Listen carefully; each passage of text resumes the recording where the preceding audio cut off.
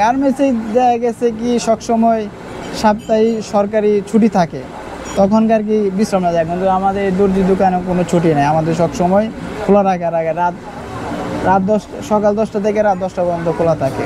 আমার নাম হলো মোহাম্মদ রাসেল, আমার বাড়ি হলো কিশোরগঞ্জ।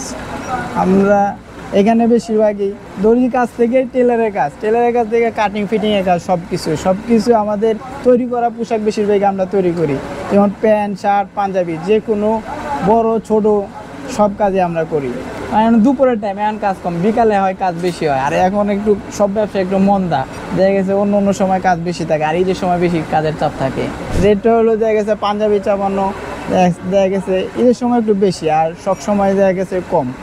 ঈদের সময় কাজের চাপ বেশি থাকে, তখন আমরা একটু বেশি করে নিই, কারণ অনেকেই বেশি দিয়ে কাজ কাম করায়।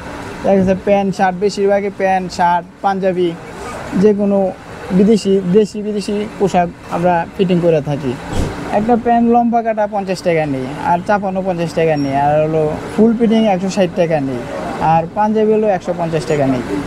এখানে আসা শুরু হলো, আমি আগে গার্মেন্টসে চাকরি করতাম, গার্মেন্টস থেকে আস্তে আস্তে এই কাজ শিখে নেওয়া টেলার্স থেকে এখন এখানেই কাজ করি বর্তমানে।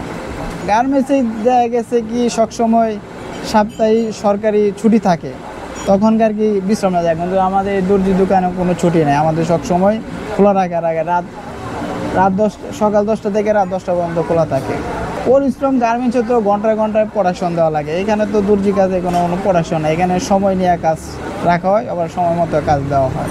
ভালো গার্মেন্টসের চাকরি দেওয়া গেছে মাস শেষে ওটা চলের টাকা, মাসে বেতন। আর এখানে হলো যে আমরা 50% হয়তো কাজ করি, 50% কাজ করে যাই, অনেক সময় বসে থাকা লাগে, তাহলে গার্মেন্টসের চাকরি ওই সময় বেতন ভালো, এখানে তেমন একটা ভালো হয় না। শিখায় এই লাইনটা আমার অনেক সময় লাগছে, হঠাৎ করে হয় না, অনেক সময় দেখা গেছে 12 বছর লেগে গেছে এই কাজ করতে গেলে। ওনার ব্যবহার বোঝেন না ভাই, পরের দোকানে চাকরি করা অনেক টাফ ব্যাপার, নিজের দোকান আর পরের দোকানে এটা তো অনেক কিছু অন্যরকম থাকে।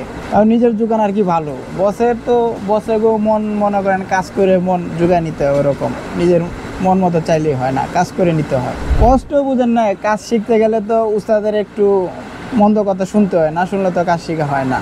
একদিনের ঘটনা যে দেখা গেছে অনেক সময় লেট করে আসলে অনেক চিল্লাচিল্লি করতো, দেখা গেছে কাজ করতে দিত না, তখন আর কি বইলে আর কি কাজ করা লাগতো। উস্তাদের মন্দ কথা বলা ঠিক না, এগুলো তো হয় স্বাভাবিক, এগুলো তো ধরে নেওয়া যায় না, কারণ কাজ করতে গেলে এরকম হয়, তাছাড়া তো হয় না।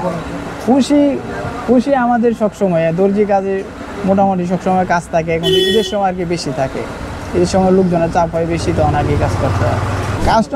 অনেক কাস্টমার আছে খুব খারাপ, ওদের ব্যবহার ভালো না, অনেক কাস্টমার আছে খারাপ ব্যবহার বোঝেন না। অনেক কাস্টমার আছে ভালো, যে কাজ করে দিলে অনেকে যা কিছু বলে না, ঠান্ডা হয়তো চা নিয়ে আসে। আর অনেক কাস্টমার আছে এগুলো করার কথা দূরের কথা, ওরা মন মিয়াছে অন্যরকম থাকে। বেশিরভাগ বলতে গেলে অনেক কাস্টমার আছে যে আইসা অন্য জায়গার থেকে আইসা হয়তো ক্যাশ করে আসে, এখানে হয়তো চিল্লাচিল্লি লাগায়। আমার এটা দেখতেছেন, এটা হলো প্লেন মেশিন, এইটা দিয়ে আপনার শার্ট পাঞ্জাবি গেঞ্জি বেশিরভাগই শার্ট পাঞ্জাবি প্যান্ট এটাতে শিলানো হয়। আর আমার এই যে পিছনে দেখতেছেন, এটা হলো ওভারলক, ওটাতে গেঞ্জি শিলানো হয়। আর ওই যে ওটা হলো গেঞ্জি মেশিন অরিজিনাল, ওটাতে জিগজ্যাগ হয়, আর নিচে শিলানো হয় ওই মেশিনটা, ওটা বেশিরভাগই ওই কাজের জন্য, ওগুলো জাপানি মেশিন। জিগজ্যাগ ওই যে গেঞ্জির নিচে একটা সেলাই হয়, সৌন্দর্য দেখায়। পাঞ্জাবি দেখতে পারে, এই যে পাঞ্জাবিটা অনেক সমস্যা ছিল, এই সমস্যা এখন সমাধান করে দিচ্ছে, এখন পড়তে পারবে। জিগজ্যাগটা হলো গেঞ্জির নিচে একটা বর্ডার থাকে, ওইটা অরিজিনাল।